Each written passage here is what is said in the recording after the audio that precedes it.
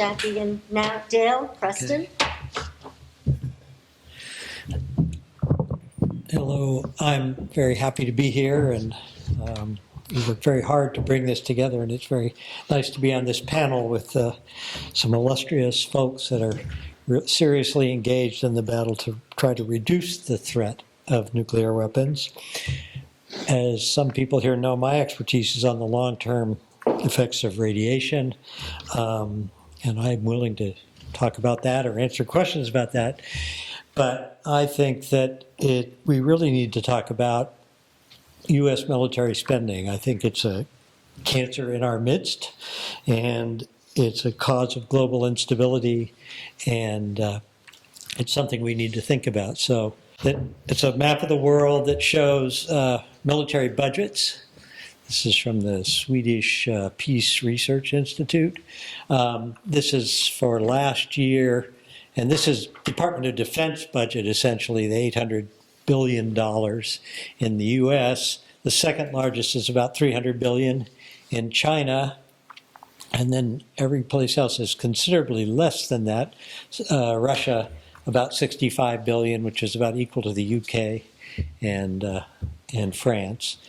And Japan, interestingly enough, which is not a nuclear power, but probably could be tomorrow if they so wished. And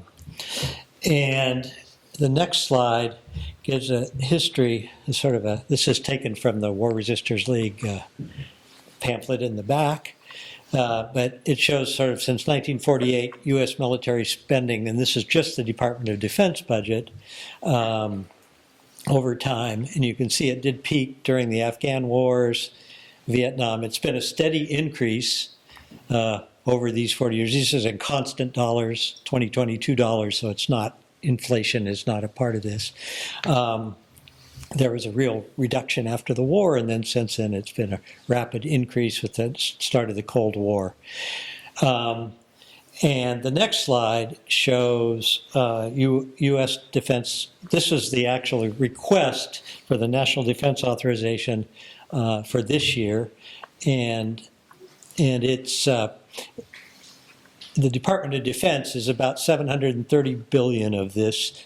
On the left side, the current military. This is the cost we're spending this year for military equipment, but there's a lot of other departments in the government that do, part of their work is related to military spending, including Department of Energy is a major player in that, and they handle nuclear weapons. Modernization of nuclear weapons is one of their roles. But in addition to the current costs of the military, there is the cost of the past military, including the veterans benefits that we're paying to people that suffered in the previous wars.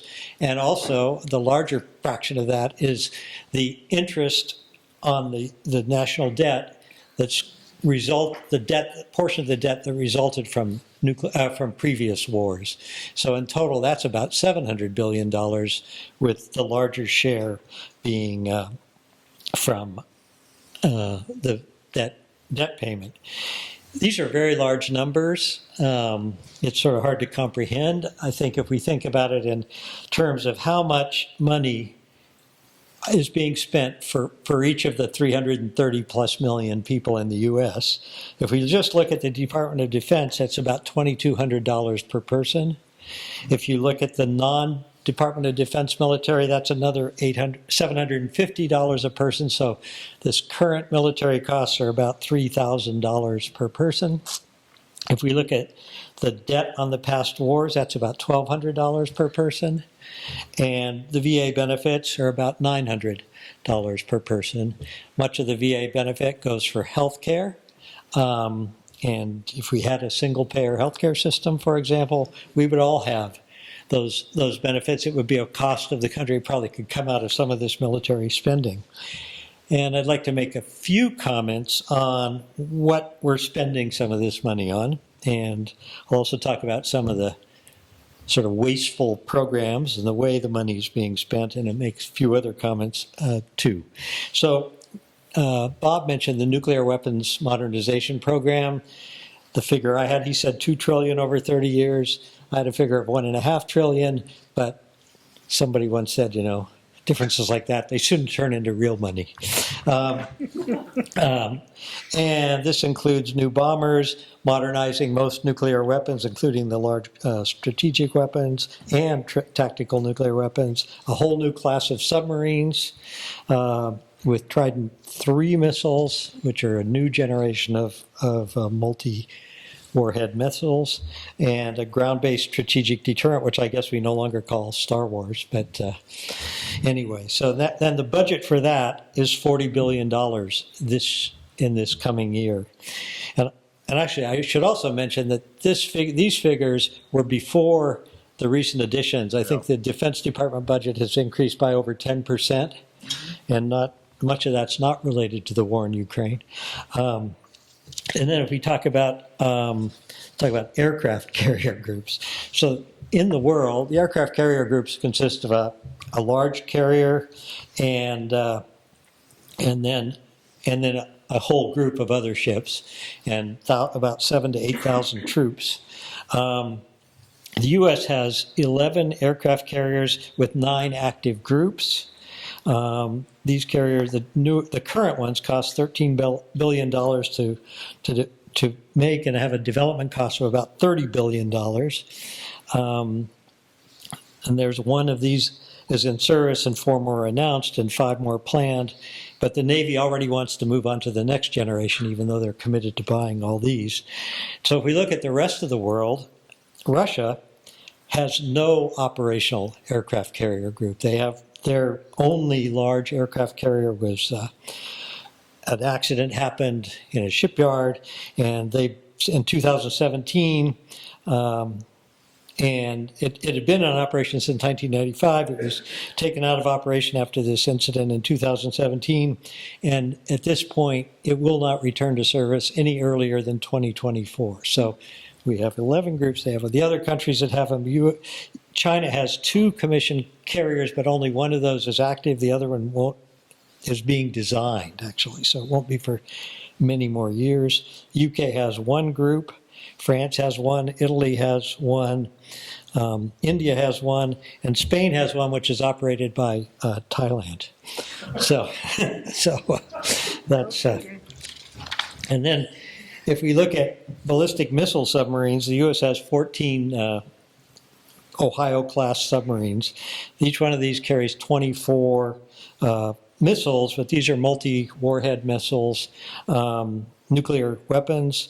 They can have up to 8 with 475 kilotons. This is about 30 times what was dropped on. Each one of those is about 30 times what was dropped on Hiroshima. We can have 14 with multiple 90 kiloton warheads, or with an even larger multiple of 5 to 7 kiloton, sort of so-called tactical, like nuclear weapons, smaller nuclear weapons. And it could have that many. Under the New START treaty, it's limited to 4 of these missiles. They can still have many, many warheads. But the New START treaty, as Bob said, is likely to be gone in 2 years, in which case I'm sure we would be putting 14 missiles on those boats. We also have 750 foreign bases in over 80 countries at a cost of operation of $100 billion a year. And this is 80% of all the foreign military bases in the world. So look at Russia, I think, has like 2, I think. And then the other thing I wanted to mention was greenhouse gas emissions. Bob also mentioned about that. The U.S. military is a huge producer of greenhouse gases. If it were a country, it would rank about 50th in the world just by itself. And it accounts for a fair fraction, but not overwhelming fraction of the U.S. Greenhouse gas emissions. Even without that, we would be the champion, I have a feeling. If we talk about this defense spending, I mean, there's a lot. We spend a huge amount of money, and I'm going to give a couple of examples. First of all, the F-35 fighter plane was developed the idea was developed by a joint service task force in the 1990s. The idea was you could have a basic platform that could be used by each branch of the military service, and they spent $1.7 trillion to date on developing this. It was intended as affordable, lightweight replacement for the 60-year-old Air Force F-16, the Navy A-10, and the Marine Corps Harrier and FA-18. In the current budget, there's over $2 billion for development and $7 billion for procurement. And the first variant was declared combat capable in 2017, but it was still plagued with over 800 identified problems. It's faster than expected engine wear. It has insufficient spare parts to ensure adequate flight time, and there are power module issues among many others. So it's not particularly useful. It also costs about twice as much to operate as the older planes. And because of the delays, they now have money in the budget to build the older planes still. So that's one example. The other, in a littoral combat ship, a kind of large landing vessel. They spent over $30 billion over 20 years. And in 2017, the Navy said it was still trying to figure out the exact mission for these warships. Then they proposed spending $8 billion for making the ships reconfigurable before abandoning that idea. Then they thought just upgrades of $2 billion over 5 years. And now, this year, the Navy plans to decommission all 9 of the existing ships. And they say they're ineffective anti-submarine warfare systems, inability to perform any of the Navy's missions, constant breakdowns and structural failures in high-stress areas. So the plan is they're going to develop a new generation of these amazing boats.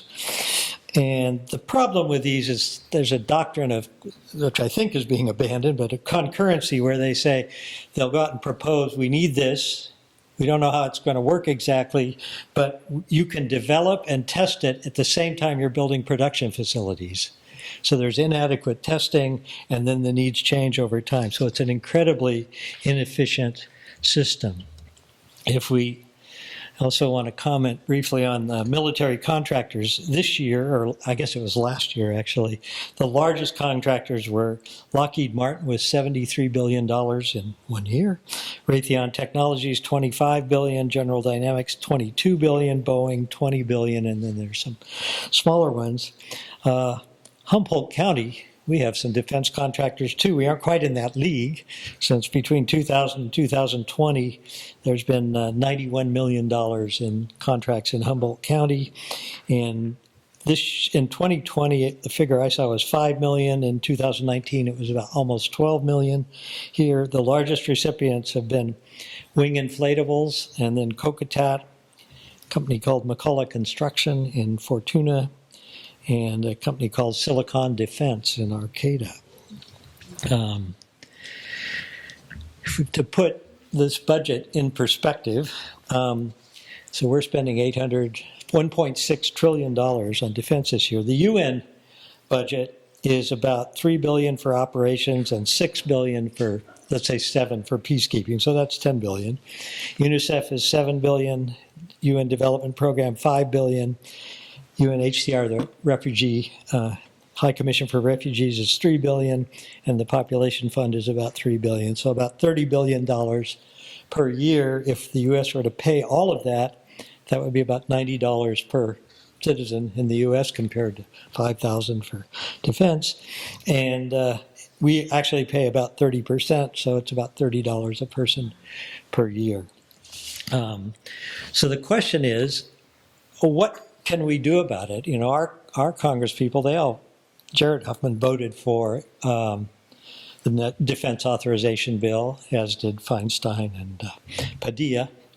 And I wrote to Jared Huffman asking if he was going to support it, and he wrote me back and said, well, he doesn't like the idea of this large authorization, but you have to vote for it because it's the one thing they can do in this broken Congress where they can put amendments fairly freely into the defense, along with the defense authorization. Those amendments don't come out of the defense authorization if they have expenses with them. And he cited in particular that would benefit this area, the cannabis, a bill that would allow certain legitimate cannabis industries to use regular banks. That was one of them. And this year, I think they're talking about a wildlife protection bill.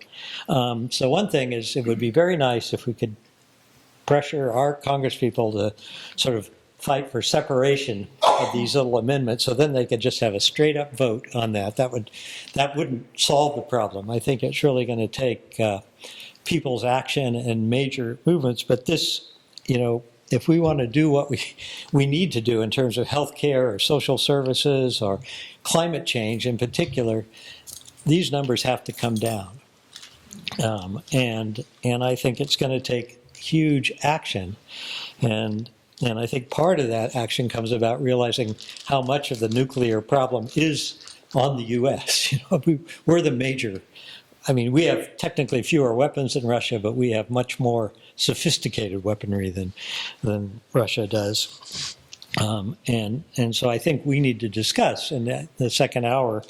I hope there's an opportunity to any ideas people have of how we can increase awareness, get younger people than almost everybody in this room to be involved in these issues and aware of it. I think we are becoming more aware, at least, of the threat of nuclear weapons because of what's going on in the Ukraine. But we need to be more aware of the costs of the U.S. military programs. And with that, I better stop and wrap up. And